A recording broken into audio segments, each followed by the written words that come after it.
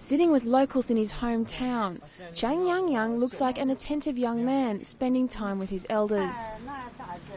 But Chang's not doting on his grandmother or great aunt. These are actually some of his good mates. The trio are talking shop. Here in central China's Henan province, Chang is an up-and-coming paper cutter. And these lovely ladies, masters of the age-old craft, are passing on some tips. Listed as a cultural treasure by UNESCO, the centuries-old craft of Chinese paper cutting is one of the most popular types of art in the country. Traditionally dominated by female artists, there are very few male artists, let alone young ones, willing to take it on. But then came Chang. Take a walk through his studio and Chang's talent speaks for itself. Measuring 16 metres long, this piece took the 23-year-old more than 5 months to complete. His pieces are inspired by everything from nature to current affairs. Some of his pieces sell for more than 1,000 yuan, around 165 US. You know you're doing well when the local paper cutting fraternity gives you the thumbs up. You know, nowadays, less and less young people are interested in paper cutting. I am very happy a boy like Chang has inherited this talent. His works are quite good.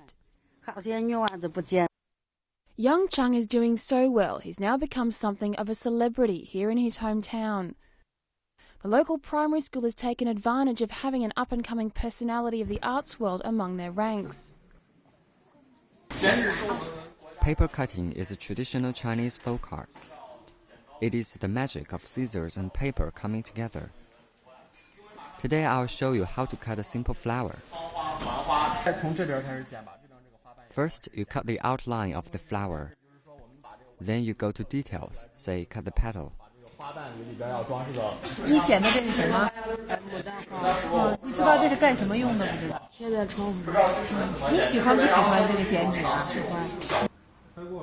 Chang's road to newfound fame hasn't been easy. Fell in love with paper cutting as a 7-year-old after he and his sisters learnt the craft from their grandmother, a paper cutting master. But while Chang's 2 sisters brushed off the female-dominated craft, Chang took it up with gutso, his passion earning him some cutting rebukes from Mum. I tried to persuade him to give up. I just couldn't understand why, as a boy, he was interested in paper cutting. Why couldn't he take on something boys are good at? I even started thinking he should have been born as a girl. Despite being scolded by his mum, Chang persisted. Lucky for him he did. Soon he was winning awards in local talent shows. Like many his age, Chang dropped out of high school and began working so he could save money and increase his chances of finding a bride. But he just couldn't cut his love for paper cutting. I didn't want to work as a migrant worker. You have to leave your family and work in factories far away from home just to make enough money to get married. I did not want to live such a life. I wanted to do something I love. So while working, Chang burnt the midnight oil, continuing to hone his paper cutting skills. Then in 2010 he took a punt, entering one of his pieces in one of China's national paper cutting competitions.